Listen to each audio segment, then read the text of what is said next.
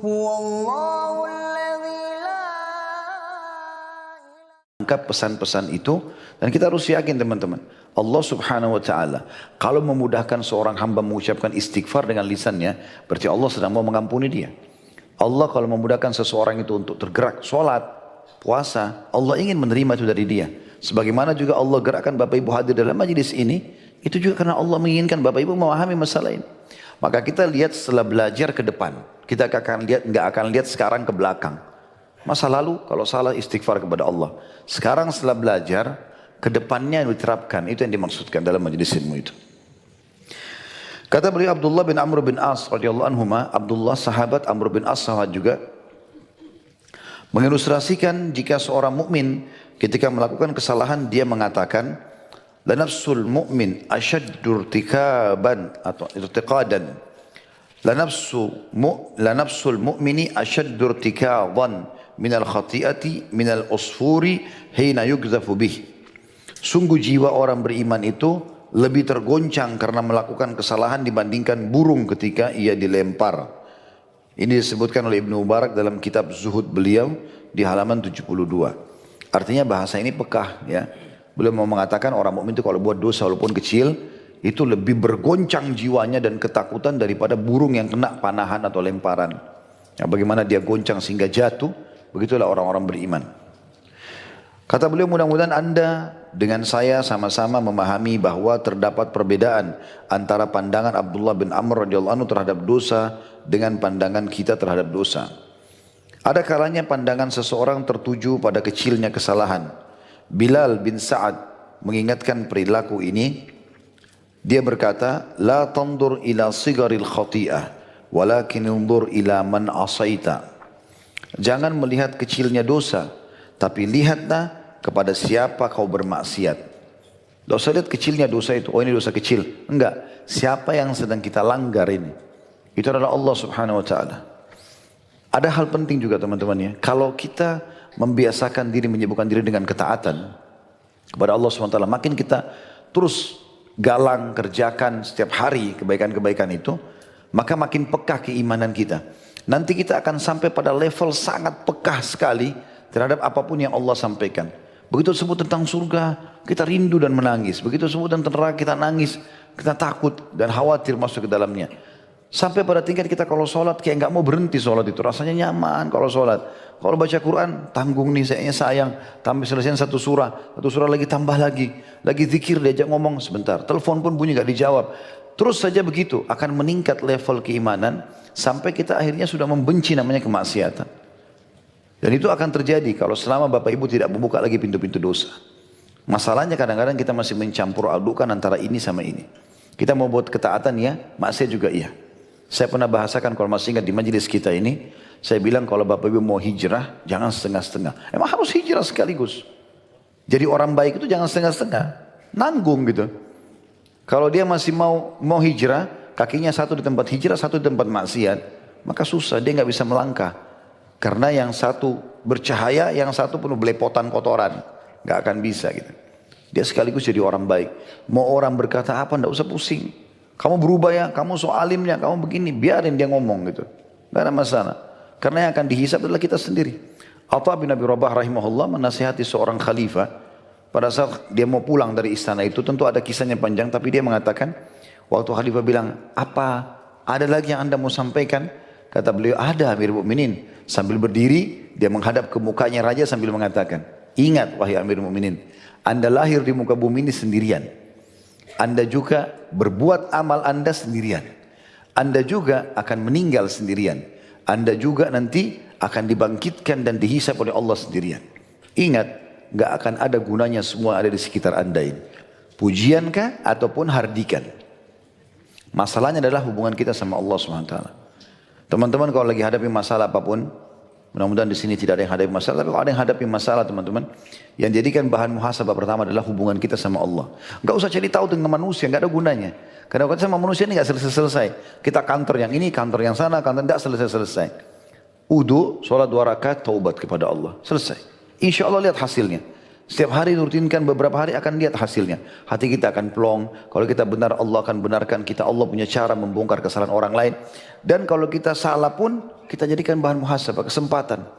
Lebih baik dihisab di sini daripada dihisab di akhirat kan gitu. Jadi harus begitu. Berubah ya berubah gitu. Jangan setengah-setengah. Saya pernah bilang itu. Kalau kita masih campur adukan tidak akan ada kenikmatan keduanya. Sholat nggak khusyuk karena memang dia masih buka pintu gosip, dia masih buka pintu riba, dia masih buka pintu ini. Jadi nggak bakal bisa ketemu. Ini seperti minyak sama air, nggak bisa ketemu. Dikatakan, adapun Sulaiman bin Hubaib rahimahullah mengatakan, Inna Allah idza arada bi abdi khairan ja'ala al-ithma wabila, fa idza arada bi abdihi syarran khaddara lah. Sesungguhnya apabila Allah menghendaki kebaikan pada hambanya, maka D-nya besar kata ganti Allah, menjadikan dosa itu suatu yang buruk di matanya. Dan apabila dia Allah menghendaki keburukan pada hambanya, dia membuatnya indah di matanya. Disebutkan juga oleh Ibnu Mubarak dalam kitab Az-Zuhud halaman 70. Kalau ada yang bertanya begini, Ustaz, apakah memang Allah akan memandu orang kepada keburukan? Jawabannya iya. Kalau memang Allah dengan keluasan ilmunya sudah tahu orang ini akan jadi buruk. Contoh kasus Fir'aun misalnya. Fir'aun itu didakwahi oleh Nabi Musa AS lebih dari 10 tahun. Hampir setiap saat didatangi. Hai Fir'aun, jangan aku Tuhan, jangan aku gini. Banyak tanda-tanda kebesaran Allah. Dan tanda-tanda besar. Sungai Nil berubah dari air menjadi darah. Mereka lihat itu. Dan uniknya kalau Bani Israel mau minum, jadi air. Kalau pengikut suku Kipti, Fir'aun mau minum, jadi darah. Dan mereka musyawarah, mereka cari jalan, tidak dapat solusinya. Nggak ada solusi. Terakhir ada satu orang bilang, kita minta sama Musa saja. Mungkin Tuhannya Musa bisa. Maka mereka minta pada Musa, Nabi Musa di depan mereka, karena mereka janji mau beriman, angkat tangan, Allah hilangkan. Berubah, darah itu menjadi air lagi. Ternyata mereka nggak beriman, kufur lagi kepada Allah. Allah datangkan lagi pada saat itu, ya kata, satu negeri Mesir penuh. Gitu kan? Sama lagi kasusnya. Minta lagi, mereka sudah sampai mentok, gak bisa lagi dapat jalan keluar. Minta lagi kepada Musa, Musa berdosa lagi sama Allah. Tapi dengan mereka janji mereka akan beriman, ternyata mereka dusta lagi. Ya mereka sendiri mau begitu, mereka dustakan gitu. Kemudian datang lagi belalang, Allah datangkan. Gitu kan? Penuh belalang, habis semua hasil panennya mereka. Mereka berusaha matikan belalang sana sini, gak bisa. Minta lagi pada Musa, depan mata mereka.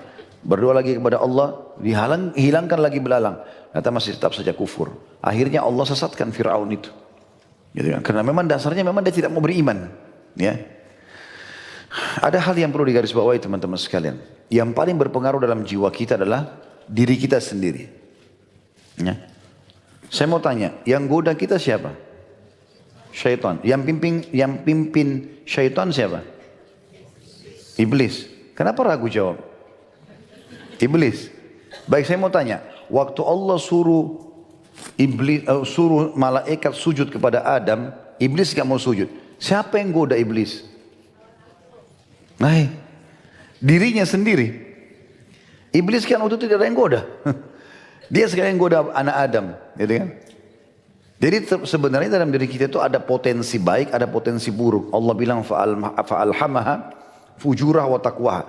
Ada fujur, ada potensi berbuat dosa, ada takwa, potensi berbuat kebaikan. Nah, kalau kita lagi mau buat sesuatu, kayak tadi misalnya Bapak Ibu menghadir majelis begini, ini dalam jiwa kita gejolak nih, hadir gak ya? Hadir ketakwaannya yang bergejolak. Gak usah hadirlah gini-gini, itu adalah fujurnya. Sekarang dia cenderung pada apa? Syaitan cuma nunggangi itu.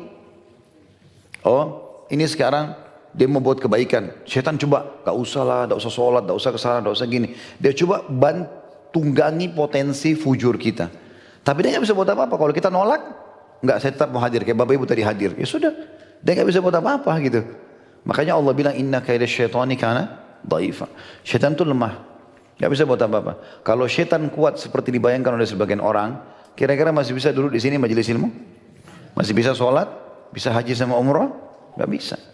Tapi potensi diri kita itu, makanya kita harus membentuknya, kita harus mengontrol itu. Itu yang paling berat sebenarnya, gitu kan? Jadi kita tinggal mengikuti kecenderungan saja. Syaitan hanya menunggangi, jadi jangan menyalahkan syaitan, gitu kan? Makanya wajar iblis itu bilang, Allah ceritakan nanti pada hari kiamat, naudzubillah, iblis akan khutbah di neraka. Saran saya jangan dengar khutbahnya. Di sini dengarin sekarang apa yang Allah sampaikan. Di sana tidak usah, karena semua ahli neraka yang dengar. Allah bilang itu ya dalam Al-Quran. Kata Nabi SAW, Allah akan keluarkan nanti tiang yang besar dari tengah-tengah neraka. Semua penghuni neraka lihat, di situ iblis diikat. Lalu dia bilang dalam firman Allah, Innallaha wa'adakum wa'adal haq. Sesungguhnya Allah sudah janji kalian janji yang benar. Salat dapat ini, puasa dapat ini, zakat dapat ini, dijanjikan semua. Itu benar semuanya. Gitu kan? Wa wa'adtukum. Saya juga janji-janji kalian. Jangan buat, tak usah begini, segala macam. Fa akhlaftukum. Tapi saya nipu kalian. Gitu. Ma'ana bimusrikhikum wa ma'antum bimusrikhi. Kalian tidak bisa tolong saya tidak bisa tolong kalian. Gitu kan? Lalu kurang ajarnya iblis, dia mengatakan apa? Saya cuma panggil kalian. Kalian mau ikuti saya. Fala talumu anfusakum, fala talumuni walumu anfusakum. Jangan kalian salahkan saya, salahkan diri kalian sendiri. Jadi iblis cuma nunggangi itu. Enggak bisa buat apa-apa sebenarnya. Jadi kita sebenarnya harus yang kontrol diri kita sendiri.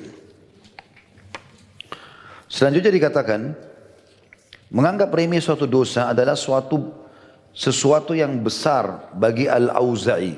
Al-Auza'i nama orang ya. Dia mengatakan, kana yuqalu minal kabair ay ya'mal ar-rajulu dzamba yahtakiruhu. Dikatakan termasuk dosa besar adalah apabila seseorang melakukan dosa kecil tapi dia anggap remeh. Ini disebutkan oleh Al-Baihaqi dalam kitab Syu'abul Iman di nomor 7153. Jadi artinya kepekaan para salafus saleh dari sahabat, dari tabi'in. Auza ini seorang generasi awal dari generasi tabi'in atau tabi'in, dia tekankan masalah itu. Artinya termasuk dosa besar yang banyak orang tidak faham adalah dia buat dosa kecil sambil dianggap remeh. Terus sebenarnya harus dianggap itu sesuatu yang besar. Rasional gini, kalau Anda kerja di satu perusahaan, apapun pelanggaran perusahaan, ya, walaupun itu bukan pelanggaran besar, bukan mencuri, bukan segala macam, tapi misalnya telat datang dan yang lainnya, mungkin masih bisa dimaafkan oleh perusahaan, Anda tinggalkan. Tidak dikerjakan sama sekali. Selalu yang dikerjakan perintah-perintah saja yang ada. Pasti prestasinya naik di perusahaan. Otomatis. Tapi kapan dia lalaikan walaupun hal-hal yang telat sedikit, sering gitu, pulang juga begitu buru-buru segala macam. Ada pelanggaran-pelanggaran yang mungkin tidak sampai pada mengeluarkan dia dari perusahaan. Tapi dia langgar, tetap dianggap sebagai sebuah kekurangan. Maka bagaimana kita menjadi orang yang baik sekaligus patuh kepada Allah SWT. Jadi ketaatan itu untuk dipelajari dan diterapkan, pelanggaran itu untuk dipelajari dan dijauhi. Gak usah dicoba, gitu kan? Khamr haram, saya mau coba dulu rasanya. Gimana? Enak gak gitu? Kenapa Allah haramkan? Tidak perlu, untuk apa? Ya kan? Mirip dengan orang sudah tahu, kalau dia balap ugal-ugalan jatuh, kakinya patah. Enggak, saya coba dulu deh. Jatuh tuh mungkin patah gak sih gitu ya? Jadi coba-coba, untuk apa dicoba? Enggak perlu gitu. Dia juga mengatakan Al-Auza'i, al-israru ayya'mal ar-rajulu dzamba fayahtakirah atau fayahtakirahu. Terus menerus melakukan dosa adalah seseorang melakukan dosa dan menganggapnya remeh. Ini sama, tapi satu riwayat setelahnya di nomor 7154. Al-Baihaqi sebutkan dalam Syu'abul Iman.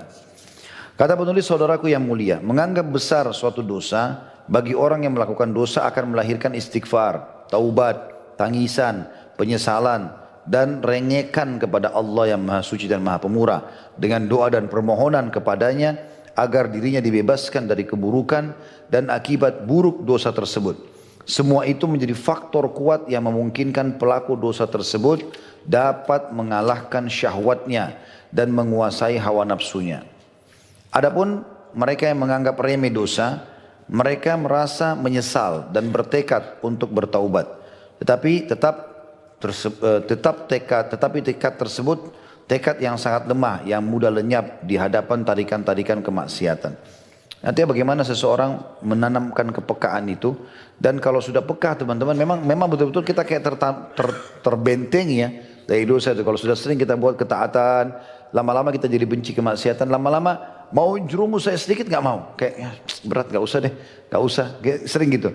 Tapi kapan seseorang menerabas itu, sudah nggak apa-apa deh, saya kerjain nanti gampang, saya tobat. Udah dia buka itu berbahaya. Saya rasionalkan begini, orang kalau buka pintu dosa itu, seperti orang yang ada di pinggir jurang. Jurang ini dia lagi jalan, ada dua opsi supaya tidak jatuh. Dia berhenti, ada dua opsi yang bisa terjadi. Bisa dia berhenti supaya tidak jatuh ke lubang, ke jurang, atau dia coba-coba ngetes kakinya. Kalau saya jatuh sakit nggak ya misalnya. Maka dia coba, cuma dua opsi. Dia berhenti atau dia menjerumuskan dirinya. Tapi masalahnya dosa itu seperti jurang tadi. Kalau Bapak Ibu sudah satu kali terjerumus saja dalam jurang itu, maka untuk naik ke atas butuh perjuangan. Kembali kepada keimanan yang pertama itu butuh perjuangan luar biasa. Ya, kalau bahasa sederhananya, misal Bapak Ibu pernah tersentuh dengan sebuah ceramah tentang neraka misalnya. Lalu mulailah tutup aurat, mulailah, oh ini saya mendapatkan haram nggak boleh nih, saya mulai coba berhijrah, gitu kan? Berjalanlah kita dengan cobaan-cobaan suka dukanya kehidupan, kita tetap istiqomah. Satu waktu ada kesempatan berbuat kemaksiatan, lalu kita terjerumus dalam dosa itu. Padahal kita terjerumus teman-teman sekalian, untuk kembali kepada level iman yang pertama, nggak cukup lagi dengan mendengarkan ceramah yang sama. Harus ada pendongkrak yang lebih besar. Itu sulitnya gitu. Makanya menjaga keimanan itu sangat luar biasa. Dan yang paling pertama Allah angkat dari seorang hamba pada saat dia buka pintu kemaksiatan adalah cinta terhadap ibadahnya hilang. Itu dulu dia jadi nggak mau. Sudahlah nggak usah sholat malam, nggak usah sholat duha, nggak usah istighfar, nggak perlu sedekah. Itu gampang, nanti orang lain aja dibantu. Itu sudah tanda-tanda dia berbuat dosa, Allah angkat. Karena kalau orang beriman dia tidak mau luputkan itu. Bahkan dia merasa menyesal kalau ada satu orang miskin lewat dia nggak sempat bantu. Ketinggalan sholat sunnah aja, aduh sayangnya ya, kayak ada sesuatu yang mahal hilang dari dia. Nah, itu orang beriman. Dan itu akan hilang kepekaan itu kalau orang sudah buka pintu dosa. Apalagi kalau dia terus terjerumus, ini bahaya sekali. Ya. Maka harus lebih hati-hati dalam masalah-masalah seperti ini. Baik, kita masuk ke subjudul yang lain. Kata penulis, berhati-hatilah terhadap dosa-dosa yang dianggap remeh. Berhubungan dengan penjelasan yang telah lalu mengenai menganggap besar suatu dosa ialah rasa takut dari dosa-dosa yang dianggap remeh. Rasulullah SAW memperingatkan keras akan hal itu dan membuat suatu permisalan yang mendalam. Disebutkan dari Sahal bin Sa'ad radhiyallahu anhu, dia mengatakan, dia berkata, Rasulullah SAW bersabda, Iyyakum wa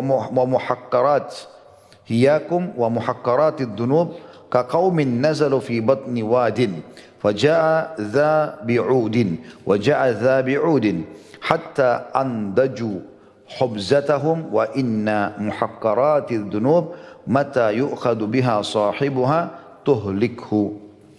Berhati-hatilah kalian terhadap dosa-dosa yang dianggap remeh. Ah, kecil, nggak apa-apa, gini. Seperti kaum yang singgah di perut lembah.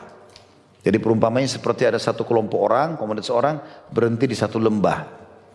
Lalu seseorang datang membawa ranting dan seseorang lainnya lagi datang membawa ranting, sehingga mereka dapat mematangkan roti mereka. Jadi misalnya satu kaum ini turun di satu lembah. Zaman dulu orang kalau mau masak, mereka apalagi kalau dalam perjalanan padang pasir, mereka butuh ranting-ranting. Nah ini kalau mereka punya komunitas, biasanya mereka saling cari, ayo menyebar yuk cari ranting-ranting kering. Mereka nyebarlah, yang ini bawa satu potong ranting, yang ini 5 rontung, yang ini satu tumpukan, tergantung. Lalu dikumpulkan, lalu dibakar, jadi bakaran, lalu mereka bisa memanaskan roti mereka.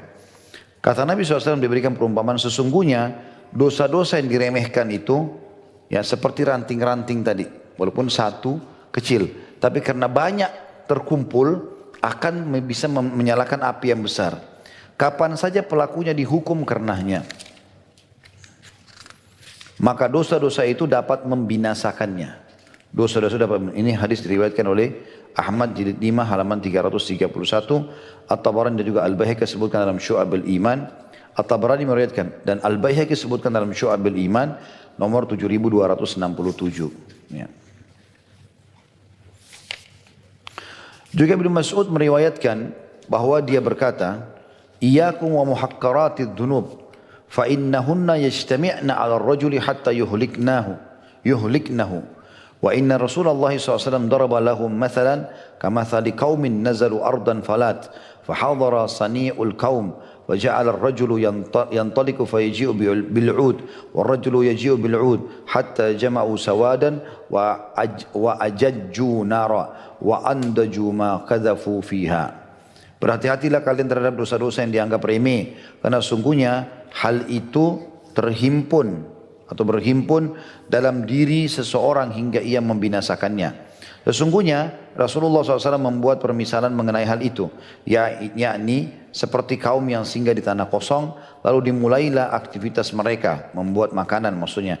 Maka seseorang pergi lalu membawa ranting, seseorang lagi datang membawa ranting, sehingga mereka mengumpulkan ranting yang banyak dan menyalakan api serta dapat mematangkan apa yang mereka lemparkan ke dalam api tersebut. Diriwayatkan Ahmad jilid 1 halaman 402. Jadi teman-teman, para salafus saleh dulu, mereka itu sangat peka sampai kalau terjadi sesuatu pada dia di rumahnya atau dirinya sendiri, ketidaktenangan dia jadikan sebagai bahan muhasabah. Dia istighfar, dia taubat. Dia juga tanya istri sama anaknya, kalian buat salah enggak? Ditanya sama dia, ada salah enggak? Kalau ada salah, ayo istighfar nih. Kenapa kok tiba-tiba hari ini sempit rezekinya? Kenapa tiba-tiba sumpek? Kenapa begini dan begitu? Dia jadikan bahan muhasabah. Mereka lakukan itu.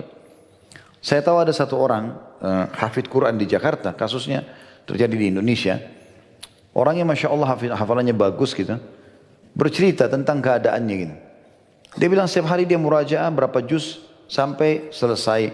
Dalam 3 hari, 4 hari selesai 30 juz gitu. Terus dimurajaah sama dia. Satu waktu dia mengulang sekian juz hilang hafalannya. Dia coba hafal, ulangi, gak bisa. Pegang Quran, lupa. Ada apa nih?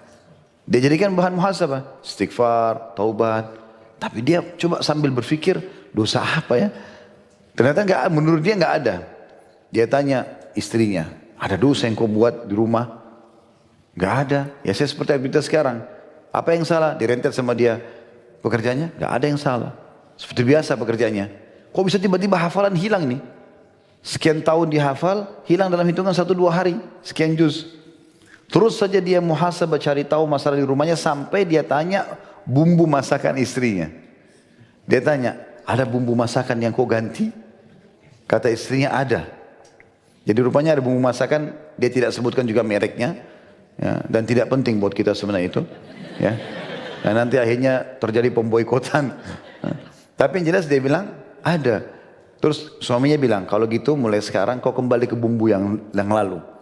Tinggalkan dulu bumbu ini, dibuang aja di sampah, ganti bumbu yang. Kata suaminya, begitu diganti bumbu masakan, besok hafalan saya kembali.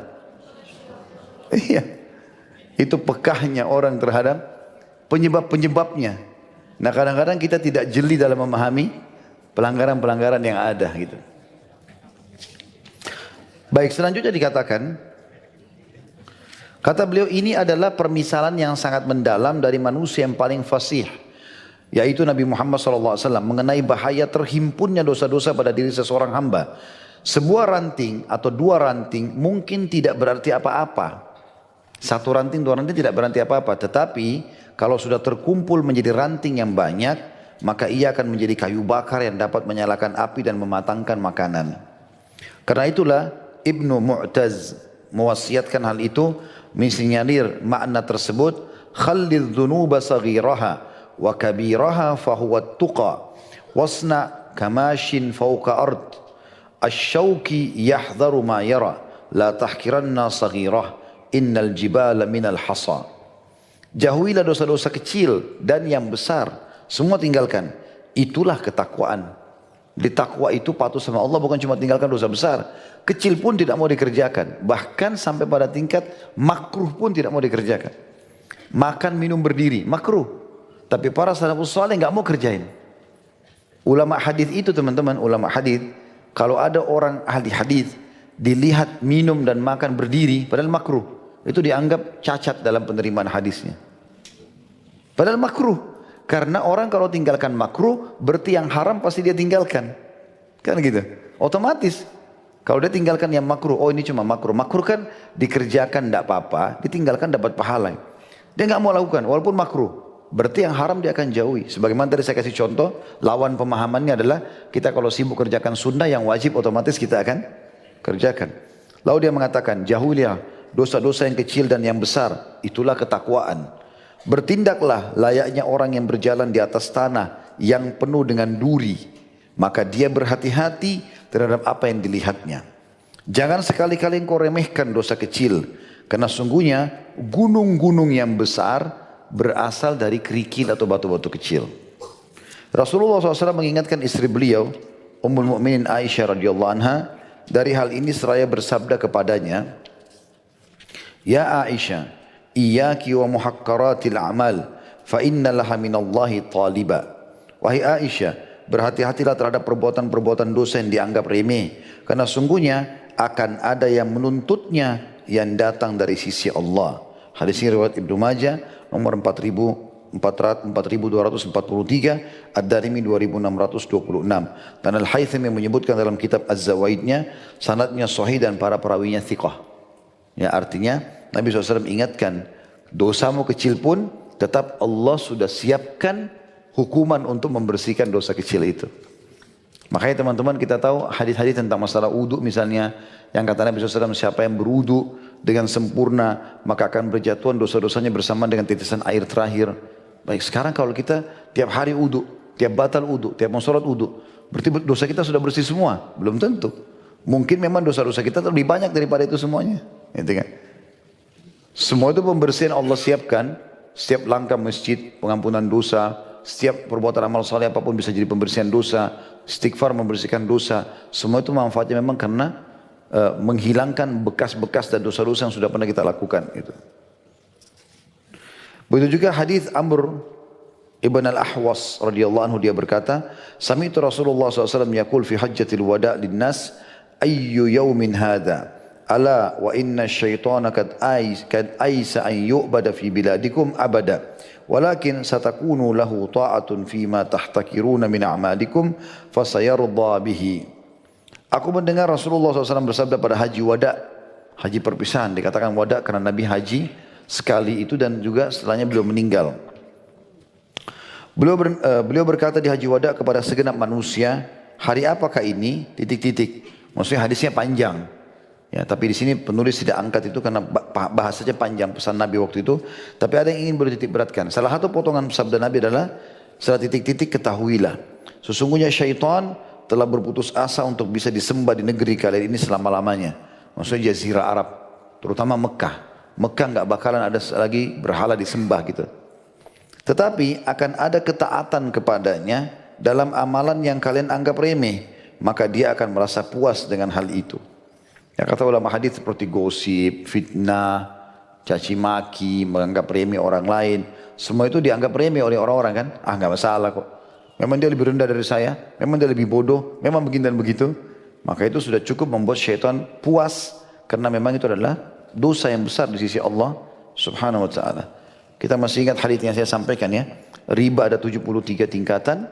Tingkat terendahnya seperti orang berzina dengan ibunya sendiri. Tingkat tertingginya seperti orang setara dengan orang mencoreng kehormatan seorang muslim.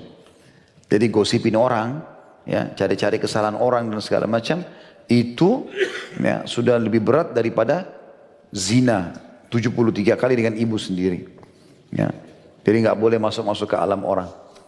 Makanya makin kita tidak tahu tentang informasi orang makin bagus. Siapapun itu. Mau suami, mau istri, yang kita tahu benar depan mata, kita perbaiki. Yang salah nggak usah dikorek-korek. Yang salah kita luruskan. Yang kita tidak tahu nggak usah dikorek-korek.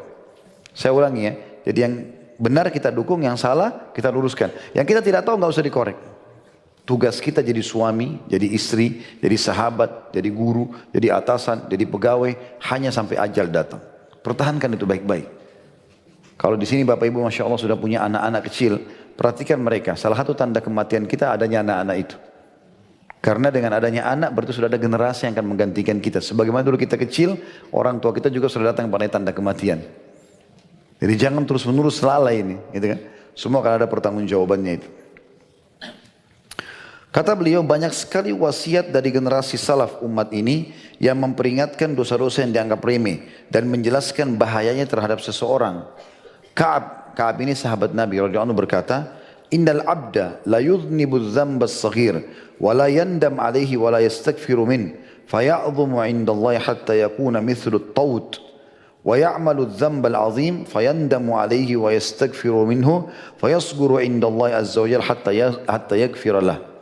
Sesungguhnya seseorang hamba benar-benar melakukan dosa kecil tapi dia tidak menyesal. Dosa-dosa kecil tapi dia dosa enggak apa-apa, enggak usah istighfar, enggak nyesal. Dan tidak pula beristighfar karenanya. Maka dosa itu menjadi besar di sisi Allah sehingga menjadi besar seperti gunung.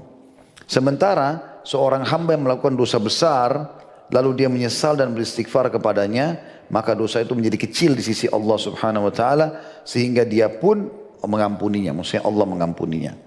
Ini diriwayatkan oleh Baihaqi dalam Syu'abul Iman nomor 7151.